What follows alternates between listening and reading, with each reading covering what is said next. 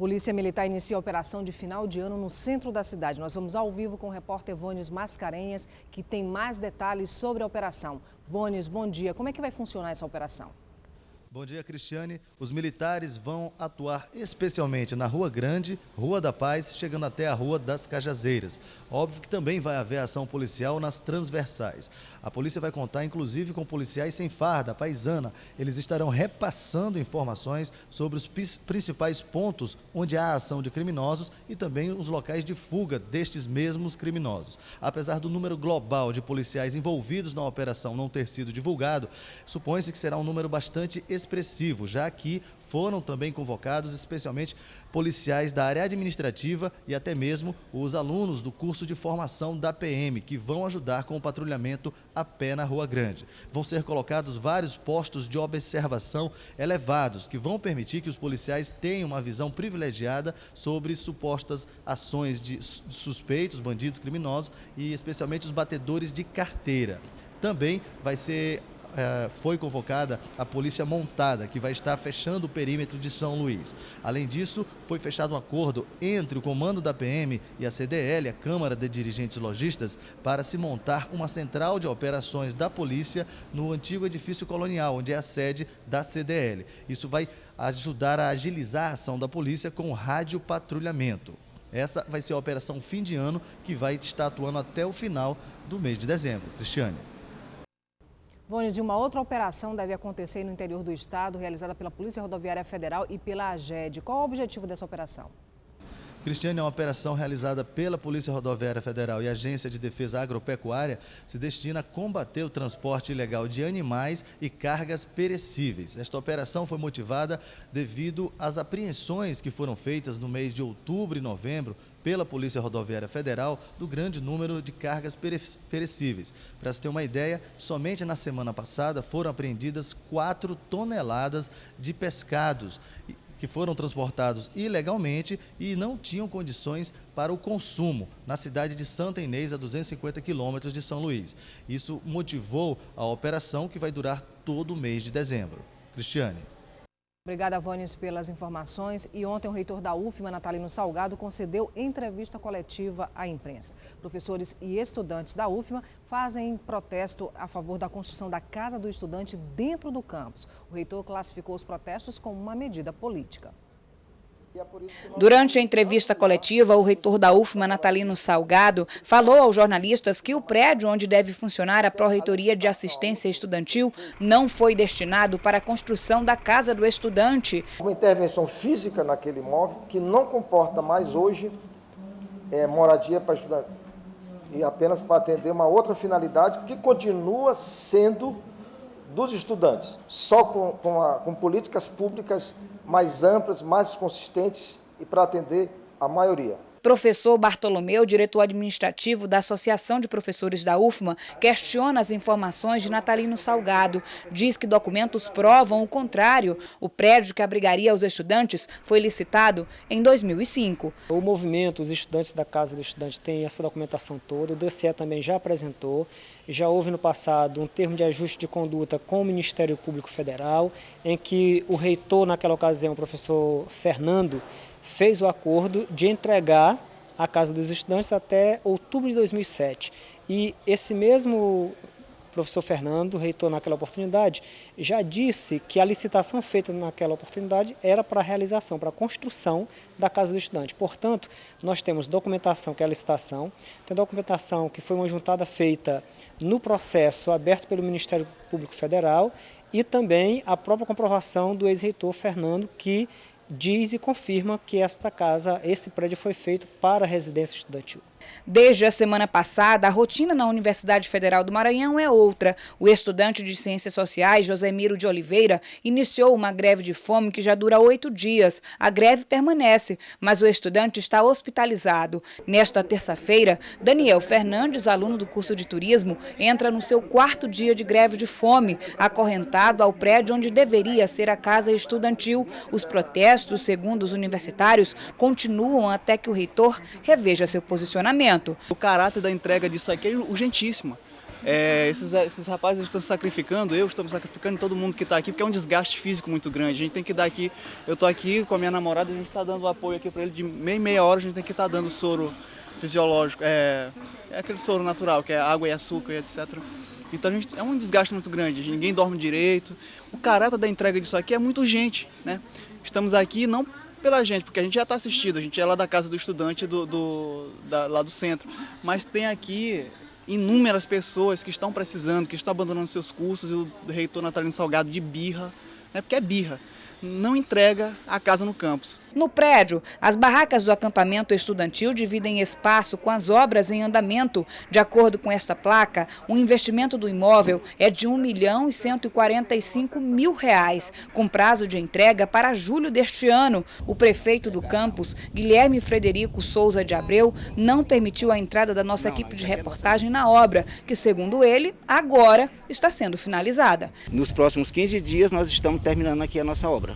Mas ali na placa tem que ir era até julho, final de julho. Não, aí já houve uma renovação, um aditivo de prazo, né, que é aceitável, e eles pediram e a gente aceitou, e agora está na fase final das obras. Representantes da Defensoria Pública da União no Maranhão e também da Comissão de Direitos Humanos da OAB, Ordem dos Advogados do Brasil, já estiveram na UFMA e acompanham o movimento dos estudantes. A Defensoria estuda acionar a UFMA à Justiça para garantir o direito à casa universitária aos estudantes, que até 2010 era incontestável.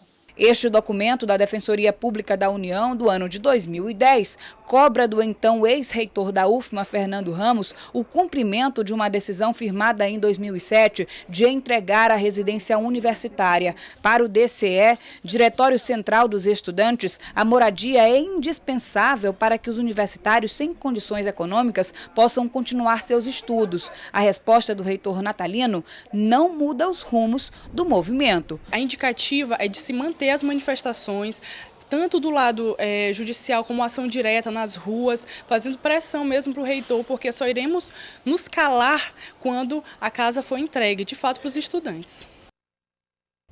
A gente viu aí essa reportagem, né, professores e estudantes da universidade protestando, né, os estudantes querem a construção da Casa do Estudante dentro do campus da Universidade Federal do Maranhão, mas a gente viu aí que o reitor Natalino Salgado vai manter o centro de atendimento estudantil lá dentro do campus e também coloca aí na matéria que vai ampliar as vagas na Casa do Estudante fora do campus. Nós estamos aqui com o deputado Otelino Neto. Bom dia, deputado, seja bem-vindo à porta da Assembleia. Bom, os parlamentares vão acompanhar, né, a Comissão de Direitos Humanos, esteve, né, junto a esses estudantes no protesto que aconteceu aí na segunda-feira.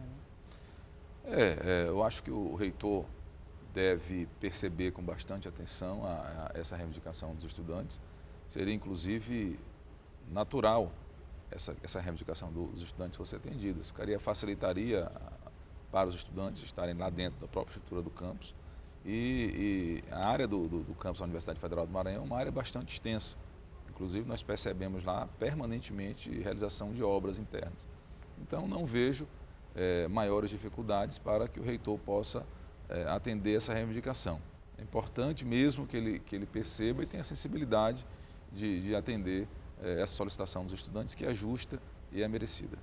Bom, e os estudantes da UFMA realizam agora, nesse momento, um novo protesto na Avenida dos Portugueses, em São Luís. Dessa vez, os universitários impedem a entrada de veículos no campus e se concentram na entrada da universidade. Os alunos exigem que a reitoria volte atrás na decisão de transformar o prédio destinado à Casa do Estudante na Pró-Reitoria de Assistência Estudantil. Na manhã de ontem, os estudantes bloquearam os dois sentidos da Avenida dos Portugueses, na altura da barragem do Bacanga. Bom, e hoje é comemorado internacionalmente o Dia da Pessoa com Deficiência. Nós vamos falar mais sobre esse assunto com o deputado Otelino Neto, que faz parte da frente parlamentar da pessoa com deficiência. Deputado, várias atividades devem acontecer e os parlamentares estão sendo convidados aí para uma discussão nesse fórum da pessoa com deficiência, né? Sim, nós somos convidados, inclusive por conta de eu ter sido o autor do projeto de resolução que institui a frente parlamentar, mas o convite foi extensivo a todos os 42 deputados, para que nós participemos dessa discussão que eles farão a partir da quinta-feira. É importante que a Assembleia participe, não só para que nós possamos lá dizer de que forma podemos colaborar com esta causa, mas também para que nós tenhamos a oportunidade de ouvir algumas sugestões, algumas críticas com relação à atuação do poder público. Existem leis que já foram aprovadas, já foram instituídas há algum tempo e que ainda hoje não são cumpridas. E essa é uma das pautas a ser discutidas no evento que começará na quinta-feira. Bom, a gente vive numa cidade com muito pouca acessibilidade, não só para todo cidadão de São Luís, mas principalmente para as pessoas com deficiência. E muito mais ainda por ser uma cidade patrimônio da humanidade, né, com ladeiras, né, e casarões antigos, essa acessibilidade ainda é muito mais difícil, né, para as pessoas com deficiência. O poder público precisa de fato encarar, né, esse problema que a cidade tem? Precisa considerar como um problema a ser resolvido. O problema é que o poder público, assim, os problemas são diversos. São Luís é uma cidade que, até pela forma do seu crescimento, que não foi um crescimento planejado, cheia de problemas a serem resolvidos. O estado do Maranhão não é diferente, a situação é mais grave ainda. Mas precisa dar uma atenção específica para esse assunto, porque é uma situação que envolve milhares de pessoas. No Maranhão hoje, só para nós termos uma ideia, tem quase 1,5 milhão de pessoas portadoras de deficiência. É uma cidade de São Luís e meia com esse problema. Uma grande quantidade está dentro da cidade de São Luís. Pessoas que não têm ainda nem sequer o essencial, não têm nem sequer a condição de vida digna, que sofrem, por exemplo, pela falta de acessibilidade, mas que sofrem outros problemas e são vítimas de violência e que o Estado não consegue nem coibir e nem depois dar a punição a quem comete essas violências. E muitas vezes essa violência ela é institucional, porque ela é praticada pelo próprio Estado. Né? Pelo próprio Estado. A omissão do Estado, a falta de políticas é uma forma de violência. Agora, só para dar objetividade a essa informação, quando se fala da ausência do Estado, tem pessoas com deficiência que sofrem de violência física a violência sexual. E o Estado é omisso, tem casos e casos, que inclusive o Conselho já denunciou, de pessoas com deficiência mental que vivem trancados em casa, já chegou a ser construída uma cela para a pessoa ficar lá, que sofre violência sexual e o Estado não consegue dar proteção a essas pessoas. Então é uma série de situações que neste evento vão ser discutidos, mas que são tratados todos os anos. Inclusive, uma das reclamações do Conselho da pessoa com deficiência é, às vezes, a falta de acesso aos gestores de políticas públicas. A Secretaria de Saúde, por exemplo, eles já até desistiram de tentar uma audiência com o secretário estadual de Saúde. Nós, inclusive, vamos intervir para tentar sensibilizar para que eles possam ser atendidos e terem, pelo menos, a oportunidade de falar das questões relativas à pessoa com deficiência na Secretaria de Saúde. O encontro vai acontecer nos dias 5, 6 e 7, no Instituto São José do Operário, na Cidade Operária. Né? Os parlamentares vão estar lá participando, né? Os parlamentares que compõem a frente, é claro. Né? Não só quem compõe a frente, mas todos aqueles que acharem que devem comparecer. Eu acho que é um momento rico, é um momento que nós vamos poder falar para essas pessoas, agora principalmente vamos poder ouvir. Eu acho que é enriquecedor nós estarmos num evento como esse, que vão estar pessoas com deficiência de vários municípios do Maranhão. Vai ser um momento ímpar, onde nós vamos poder perceber qual é o sentimento dessas pessoas e qual é a expectativa que elas têm com relação à atuação da Assembleia Legislativa. Secretário, agora mudando de assunto, nós estivemos no sertão maranhense, lá no Parque do Mirador, ali próximo ao Mirador, São Raimundo das Mangabeiras, o parque, né, 500 quilômetros de extensão, faz limite aí com vários municípios. E a gente passou 2 dias lá fazendo, né, o material dentro do parque, com as famílias e com as nascentes, tanto do Rio Alpercatas quanto do Rio Itapecuru. E a gente viu lá nas unidades de logística ainda a placa quando o senhor era secretário de Estado de Meio Ambiente, né? E ficamos felizes de ver que a nascente do Rio Itapecuru e o Rio Alpercatas as duas nascentes estão preservadas, que são rios vitais aí para o Maranhão, né? O Rio Itapecuru que banha, né, São Luís, e Alpercatas que garante, né, água para o Rio Itapecuru, né? Principal afluente aí do Rio Itapecuru, né? Mas isso não foi assim, né? Foi um trabalho de construção para que essas nascentes estivessem da forma como elas estão hoje. Foi sim, foi um trabalho demorado, um trabalho de negociação, foi uma construção que levou alguns anos. Mas fico muito feliz em saber que vocês foram lá e trazem boas notícias de lá. Na época nós enfrentamos muito problema porque, inclusive, tinha criação de gado dentro do parque. Nós tivemos que tirar cerca de 8.000 cabeças de gado de dentro do Parque do Mirador e próximo às nascentes. Conseguimos fazer isso na base de muita negociação, mostrando que se aquele gado continuasse ali, a degradação às nascentes seria acelerada com um impacto sobre o curso, sobre o rio como um todo, sobre a bacia como um todo muito forte. Conseguimos, além de retirar esse gado, cercar os principais pontos da nascente, instalamos postos de visitação, aliás, de fiscalização, unidades dentro do Parque Estadual do Mirador. À época, pudemos reforçar, inclusive, a equipe. Então, esse é um trabalho que eu considero, assim, fiquei muito feliz em participar dele, porque garantiu a integridade das nascentes. O problema do rio Itapecuru hoje, ele não está ali. É ao longo dele, né? Ao longo dele. Ele se agrava lá no município de Colinas, quando o Alpercatas ele se encontra com o Itapecuru, e ali em Colinas ele ganha já aquele corpo maior, o rio, mas também já começa a ganhar o esgoto in natura. E assim ele vai durante todo o curso dele, porque o estado do Maranhão é o estado do Brasil que menos tem esgoto tratado. E não existe como se tratar o problema de um rio, de uma bacia hidrográfica, sem resolver a questão do saneamento ambiental. Enquanto os esgotos estiverem indo de forma direta ou indireta para os rios vão continuar sofrendo e o processo de degradação vai ser acelerado. Esse tem que ser uma ação conjunta de governo, porque as secretarias de meio ambiente, não só a estadual como as municipais, não vão conseguir resolver sozinhas. Tem que ser uma ação de governo prioritária para aí sim nós começarmos a devolver a qualidade das águas dos nossos rios.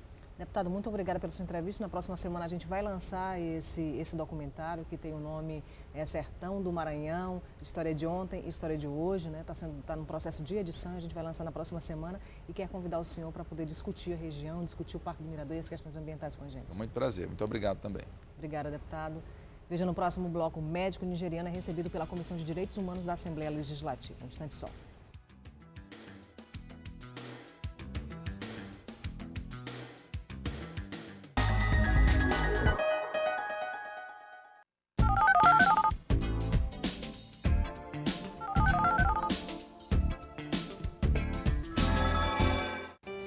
Eu já registrei uns 30 filhos. Eu já perdi as contas. Só nesse mês, 7. Com o programa Pai Presente do Poder Judiciário, agora o reconhecimento de paternidade ficou mais simples e pode ser feito em qualquer cartório de registro civil. O objetivo é identificar os pais que não reconheceram seus filhos e garantir a todos o direito à sua identidade biológica. Mais um, 8. Pai Presente, o reconhecimento que todo filho espera.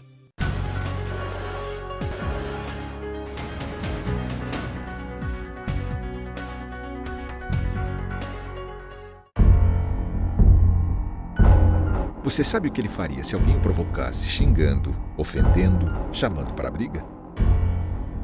Nada. Minha vida vale mais do que qualquer briga ou discussão. No Brasil, centenas de pessoas são mortas por motivos fúteis. Conte até 10. A raiva passa, a vida fica. Paz. Essa é a atitude. Uma campanha do Conselho Nacional do Ministério Público e ENASP. Nós queríamos produzir, mas nós não tínhamos recursos, era só na enxada, na unha mesmo. Foi quando surgiu os recursos do Pronaf, é que nós podemos investir mais nas instalações, mais na própria lavoura. O meu sonho, eu posso dizer que em parte eu já realizei. O investimento na agricultura familiar melhora as condições de vida no campo. Eu sou um exemplo que o Brasil melhorou. A gente faz um novo país.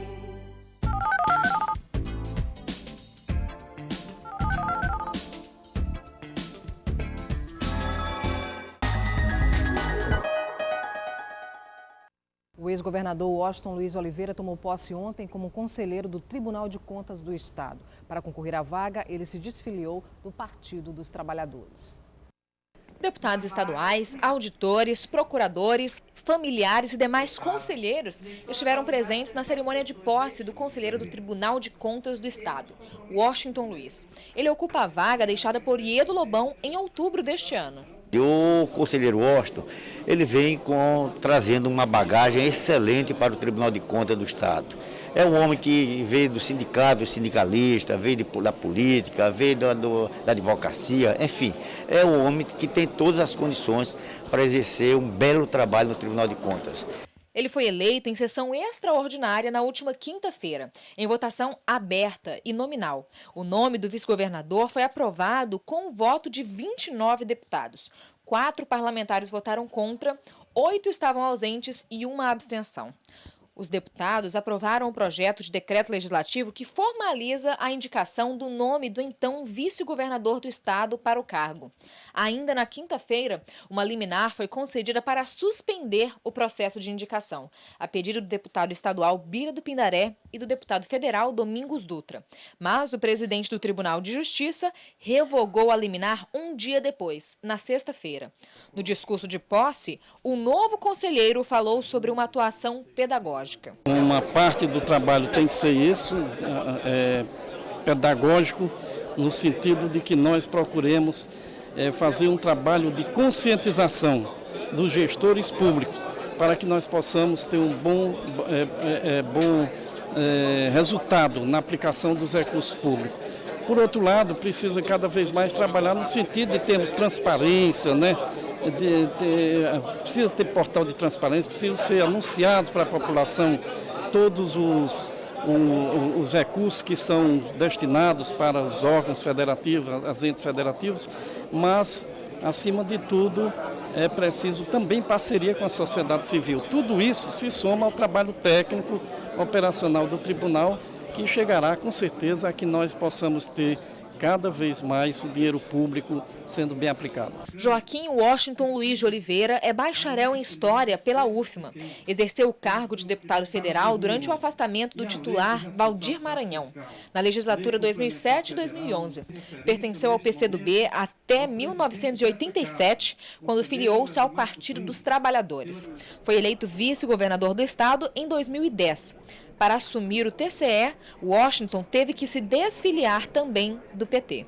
Uma adesão correta, adequada, a partir de um processo transparente, de um processo em que a Assembleia abriu todo o prazo legal e publicou todos os processos de forma bem ampla, seja no Diário Oficial do Estado, como também nos meios de comunicação, de maneira que esta vaga, que era uma indicação da Assembleia, a Assembleia a fez com muita serenidade e com muita transparência, mas sobretudo fazendo uma escolha de alguém com muita qualificação. O Washington é uma pessoa sensata, é do PT e faz parte do nosso grupo político, junto numa aliança com o PMDB, contribuiu muito para que o nosso Maranhão se desenvolvesse. E é uma pessoa que tem crédito. E as pessoas que têm crédito são agraciadas, e nós, na Assembleia, não podia ser diferente.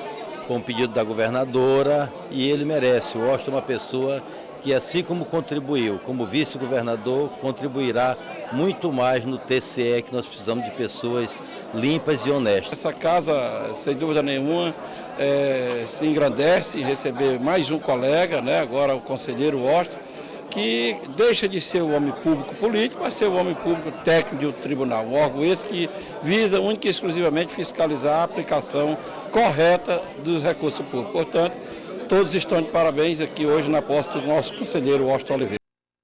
Médico nigeriano acusado de prática ilegal da medicina no município de Bacuri prestou depoimento à Comissão de Direitos Humanos da Assembleia Legislativa. O médico atestou ter diploma de medicina e disse que foi convidado para vir ao Maranhão pela Universidade Federal do Maranhão. A Comissão de Direitos Humanos vai investigar se houve prática de racismo.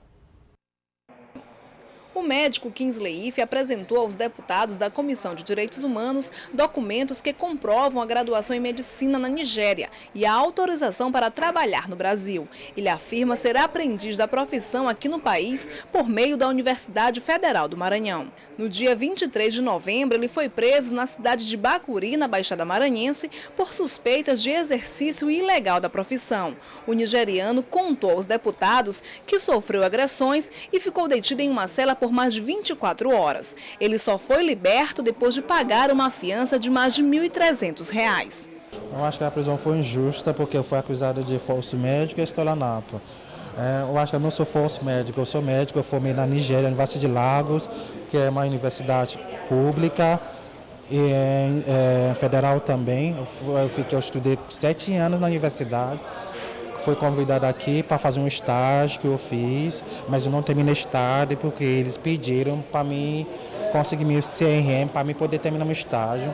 Eu fiquei fazendo acompanhamentos com os médicos, eu nunca fiquei trabalhando só, nunca fiquei tirando plantação, sempre fiquei acompanhando com o médico. A denúncia da suposta ilegalidade veio à tona após uma criança ser atendida pelo nigeriano e 30 dias depois da consulta morrer com sintomas de raiva humana. O fato ocorreu também no município de Bacuri, mas o médico se defende e afirma que fez todos os procedimentos indicados.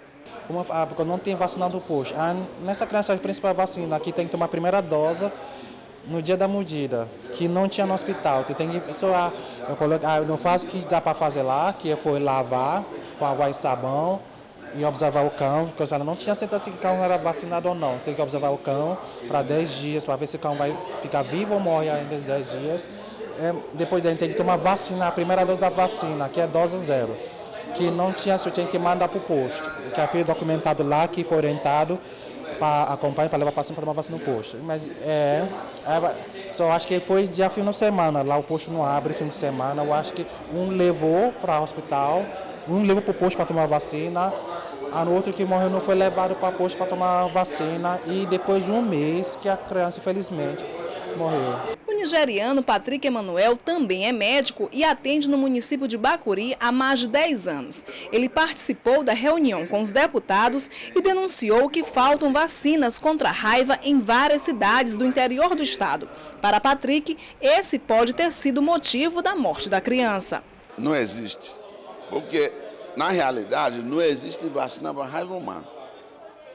Porque de Apicuaçu até Pinheiro, até Isari, não tem vacina contra a raiva. Agora eles vão falar que tem, porque já reporam. Mas antes de que acontecesse, que aconteceu com meu cunhado, não existe vacina não. O paciente vai no hospital, não tem vacina, a gente manda lavar com sabão isso aqui e manda embora. Aí o paciente fica na sorte, porque não tem, esse vacina não é vendido no mercado, entendeu? Esse vacina é vendido, que é responsável por vacina para deixar no hospital e Estado, com os secretários municipais de saúde. Segundo a deputada Elisiane Gama, depois de ouvir os depoimentos, a Comissão de Direitos Humanos vai apurar o caso e saber se o médico também foi vítima de racismo. É um caso que, como ele realmente nos coloca, se sentiu vítima de racismo. Racismo é um crime inafiançável, não se admite por quem quer que seja, especialmente por um agente público. Então é um caso que a Comissão de Direitos Humanos está acompanhando. Vamos estar requisitando aí junto à Secretaria de Segurança Pública a cópia do inquérito, a cópia do mandado de prisão, porque foi efetuada uma prisão. Ele ficou inclusive detido, só saiu não por reconhecimento do Estado, mas pelo pagamento de uma fiança da família. Então a gente está solicitando toda essa documentação para constar numa representação que a Comissão de Direitos Humanos fará junto às autoridades competentes. É claro que, se for necessário enviar a organismos internacionais, faremos isso, mas num primeiro momento vamos fazer junto ao governo do Estado, já que essa prisão se deu por parte da Secretaria de Segurança Pública. Olha só, moradores da comunidade de Engenho, em São José de Ribamar, tiveram mais uma vez audiência com os parlamentares da Comissão de Direitos Humanos. Os moradores continuam ameaçados de despejo. Os representantes das quase 60 famílias cadastradas na Abraema, Associação Abrangentes do Estado do Maranhão, apresentaram como principal reclamação a forma como a Polícia Militar estaria cumprindo as determinações judiciais. A ação policial começou desde o dia que nós fomos presos. A polícia foi buscar nós presos lá, nós estávamos trabalhando, moendo o canteiro, e as viaturas chegou lá, 2 viaturas, nós fomos meio-dia presos. Aí chegamos lá, nós fomos falar, foi com a delegada 2 horas da tarde. A delegada conversou com a gente, perguntou o que a gente estava fazendo dentro da área. Eu disse que nós estávamos trabalhando, moendo canteiro. E se eles agiram com violência, nesse dia eles só fizeram botar nós dentro da mala. E de lá para cá, a polícia vem atuando lá com violência com a gente, trabalhando e atuando com violência. A comunidade de Engenho possui aproximadamente 70 hectares. Desde a última ação da polícia, os agricultores afirmam ter tido algo em torno de R$10 mil em prejuízos, com tentativas de desapropriação. No entanto, durante a audiência pública que discutiu o assunto na Assembleia, o deputado Bira do Pindaré disse que a ação judicial que existe é interdito proibitório e não desapropriação. Por essa razão, a Comissão de Direitos Humanos, na presidência da deputada Elisiane Gama, tomou a iniciativa de convidar as autoridades para que pudéssemos sentar, discutir, dialogar e construir uma saída em relação a isso. Nós não podemos ser vítimas da truculência de ninguém. Então nós temos que ter a capacidade de fazer funcionar as instituições e as soluções possam ser feitas de maneira transparente e de maneira democrática. Então é isso que a gente espera e esse é o papel da Comissão de Direitos Humanos, é procurar, cobrar, acompanhar para que as instituições possam efetivamente funcionar e dar solução. Na audiência realizada pela Comissão de Direitos Humanos da Assembleia, apenas um major da Polícia Militar compareceu para discutir as ações da PM.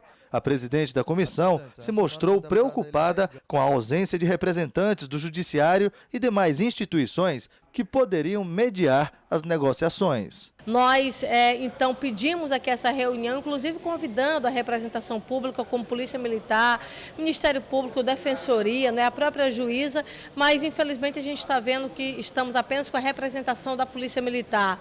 A Assembleia faz o seu papel, cumpre a sua missão e a gente espera também que as outras funções, aqueles que estão realmente a serviço do poder público, também possam estar cumprindo a sua responsabilidade. Não há hoje nenhuma decisão de reintegração de posse. O que nós temos hoje é uma decisão judicial de interdito proibitório, que na verdade limita a construção de novas residências, a instalação, na verdade, de novos moradores, e isso não é reintegração de posse. A Polícia Militar tem, na verdade, deturpado essa decisão judicial e tem agido de uma forma contraditória àquilo que é a sua função principal. Enquanto a situação não se resolve, alguns agricultores que vivem na comunidade do Engenho alegam morar na região há mais de 60 anos e não terem para onde ir.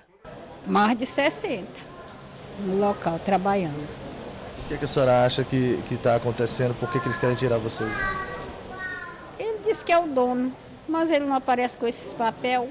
Eu disse para o major, se ele chegasse aqui com os papelagens, mostrasse para os agricultores, olha, a terra é minha, são daqui que a terra é minha. Nós já tínhamos saído há muito tempo, mas não aparece papel, só dizendo que é dele, e ele não aparece. Parece só os empregados dele e com a polícia. Se eu sou dona de uma propriedade e eu vou arrumar a polícia todo dia para levar, e lá eu não vou, só manda a polícia, eu tenho que estar lá, porque é meu, não é? Bom, é mais um caso que a Comissão de Direitos Humanos da Assembleia Legislativa vai acompanhar. O Portal da Assembleia vai ficando por aqui. Daqui a pouquinho tem transmissão ao vivo da sessão plenária a partir das 9h30 da manhã, aqui pela TV Assembleia. E você pode acompanhar o trabalho do seu parlamentar. Um ótimo dia para você e até amanhã.